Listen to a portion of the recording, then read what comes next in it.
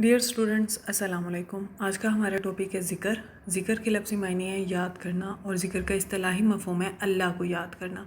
Short question میں اگر question آتا ہے کہ ذکر سے کیا مراد ہے، اور اگر لانگ کویسچن میں آتا ہے کہ ذکر پر نوٹ لکھیں، تو آپ نے اس کا لغوی اور اصطلاحی معنی ضرور لکھنا ہے۔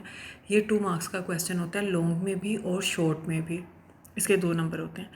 ذکر اللہ تعالیٰ کو یاد کرنے کو کہتے ہیں کہ جو لوگ اللہ تعالیٰ کو یاد کرتے ہیں، اللہ کا ذکر کرتے ہیں، تو اللہ تعالیٰ اس سے خوش ہوتا ہے۔ قرآن پاک میں اللہ تعالیٰ فرماتے ہیں، اے ایمان والو، اللہ کو بہت زیادہ یاد کرو اور صبح و شام اس کی تسبیح کرو۔ اور ایک جگہ فرمایا، بس تم مجھے یاد کرو اور میں تمہیں یاد کروں گا۔ ذکر کرنے کے طریقے۔ ذکر کرنے کے 2 طریقے۔ ایک ہے انفرادی ذکر کہ آپ اکیلے خود ہی اللہ تعالیٰ کا ذکر کریں، اور دوسرا ہے اجتماعی ذکر کہ آپ سب کے ساتھ مل کر کریں۔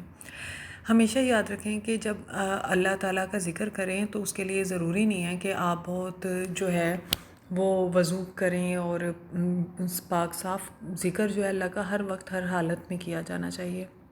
آپ کھانا بنا رہے ہیں، آپ بازار جا رہے ہیں، آپ بازار سے آ رہے ہیں، آپ اپنے کسی کام سے جا رہے ہیں، آپ سبحان اللہ، الحمدللہ، اللہ اکبر، لا الہ الا اللہ، یہ سب کچھ پڑھتے رہا کریں، کیونکہ ہم جتنا اللہ تعالیٰ کو یاد کریں گے تو اتنا ہی اللہ تعالیٰ ہمیں یاد کرے گا۔ جیسا کہ میں نے ابھی بتایا کہ قرآن پاک میں سورہ بقرہ کی آیت نمبر 152 ہے کہ بس تم مجھے یاد کرو اور میں تمہیں یاد کروں گا۔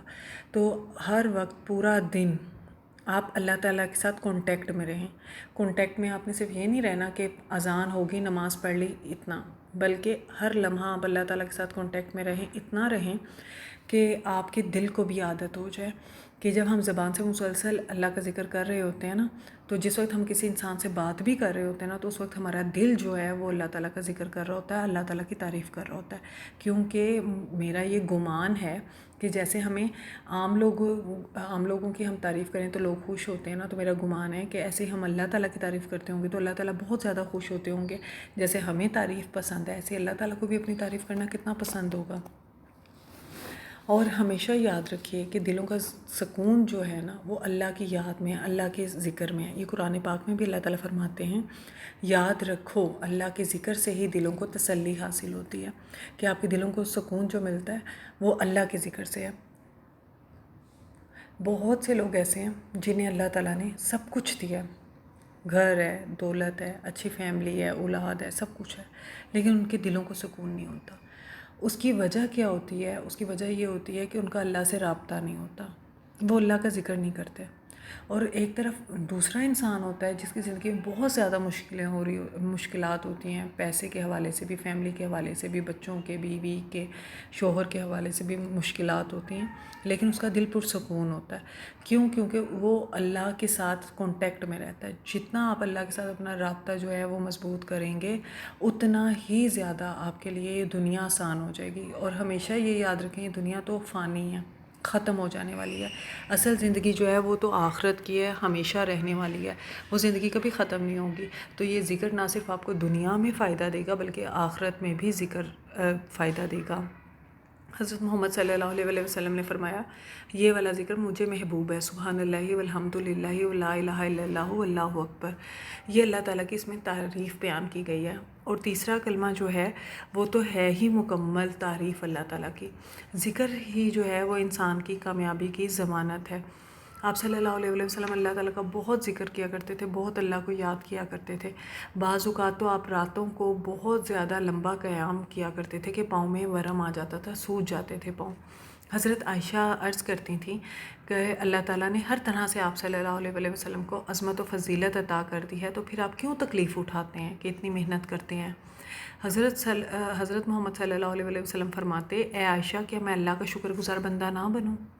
کہ اللہ تعالیٰ نے آپ کو سب نعمتیں دی بھی ہیں، تب بھی آپ اللہ کا ذکر کریں تو آپ یہ اللہ کا شکر ادا کر رہے ہوتے ہیں۔ اللہ تعالیٰ کا ہم شکر زبان سے بھی ادا کرتے ہیں، دل سے بھی کرتے ہیں، اور عمل سے بھی کرتے ہیں۔ یہ ذکر کی اقسام ہے۔ ذکر کی 3 اقسام ہیں: ذکر لسانی، سب سے زبان سے ذکر، ذکر قلبی، دل سے ذکر، اور ذکر عملی، اپنے عمل سے ذکر۔ عمل سے ذکر کیسے ہوتا ہے؟ عمل سے ذکر ہوتا ہے دل اور زبان دونوں اللہ کا ذکر کر رہے ہیں۔ لا الہ الا اللہ محمد الرسول اللہ، اس کا تو وزن ہی بہت زیادہ ہے. اللہ کے سوا کوئی معبود نہیں، محمد صلی اللہ علیہ وسلم اللہ کے رسول ہیں.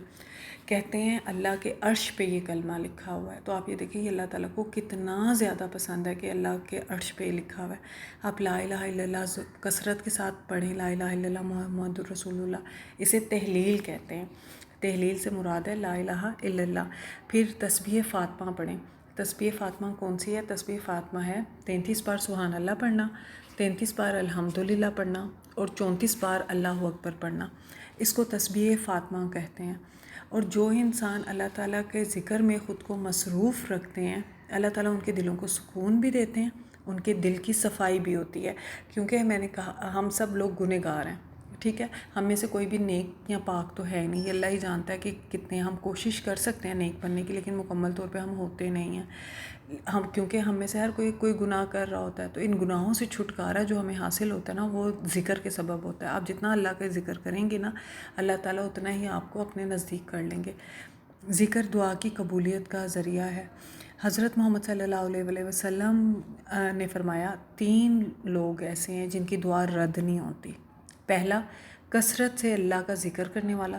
دوسرا، مظلوم، جو مظلوم ہوتا ہے اس کی دعا بھی رد نہیں ہوتی. اور تیسرا، عادل حکمران. عادل حکمران کی بھی دعا جو ہے وہ رد نہیں ہوتی. جب انسان اللہ کا ذکر کر رہا ہوتا ہے تو گناہوں سے دل میں نفرت پیدا ہو جاتی ہے، پھر گناہوں سے وہ دور ہو جاتا ہے. اور کثرت سے استغفار پڑھنا چاہیے. جب بھی آپ پہ کوئی تکلیف آزمائش آئے یا عام روٹین میں بھی، استغفار کو آپ اپنی زندگی کا حصہ بنا لیں.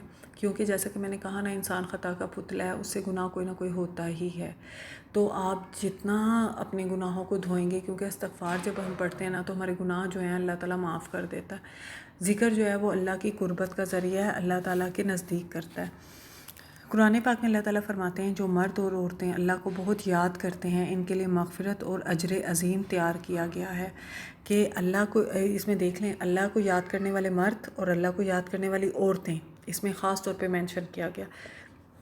ان کے لیے مغفرت اور اجر عظیم ہے، اور یہ دنیا میں بھی ہے اور یہ آخرت میں بھی ہے. اور اس لیے کبھی بھی اللہ کے ذکر سے غفلت نہیں کرنی چاہیے، کیونکہ اللہ کے ذکر سے جو لوگ غفلت کرتے ہیں نا، ان کے لیے تباہی ہے. قرآن پاک میں اللہ تعالیٰ فرماتے ہیں بس ان لوگوں کے لیے تباہی ہے جن کے دل اللہ کے ذکر کے لیے سخت ہیں، یہی لوگ کھلی گمراہی میں ہیں. اللہ تعالیٰ ہمارے دلوں کو تو ایسا ہرگز نہ بنائے، اتنا سخت ہرگز نہ بنائے کہ ہم اللہ کے ذکر سے محروم ہو جائیں.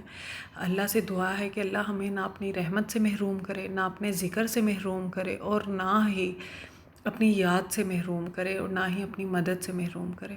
اللہ تعالیٰ ہمیں بہت زیادہ ذکر کرنے والوں میں بنائے، کیونکہ بہترین ساتھی اللہ اور رسول صلی اللہ علیہ وسلم ہے.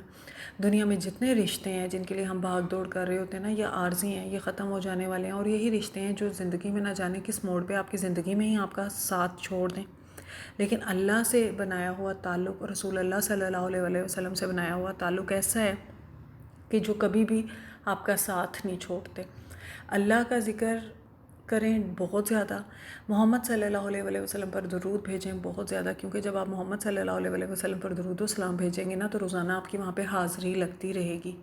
وہاں پہ آپ کا نام جو ہے وہ جب روزانہ بتایا جائے گا نا تو پتہ چل جائے گا. جیسے روزانہ ہم کسی انسان کا نام سنیں تو ہمیں یاد ہو جاتا ہے نا، چاہے ہم نے اس کو نہ بھی دیکھا ہو. اسی طرح جب ہم درود پاک پڑھتے ہیں تو حاضری لگتی رہتی ہے نا، تو اللہ تعالیٰ جو ہے وہ اللہ کے فرشتے جو ہیں وہ بتاتے ہیں آپ صلی اللہ علیہ وسلم کو کہ اس بندے نے اتنا درود پاک پڑھا ہے. اللہ تعالیٰ ہمیں بہت خود کو یاد کرنے والا بنائے. اور میری دعا ہے کہ اللہ ہماری مدد کرے خود کو یاد کرنے میں، اللہ ہماری مدد کرے اپنی تعریف کرنے میں، اللہ ہماری مدد کرے اپنا ذکر کرنے میں. آمین.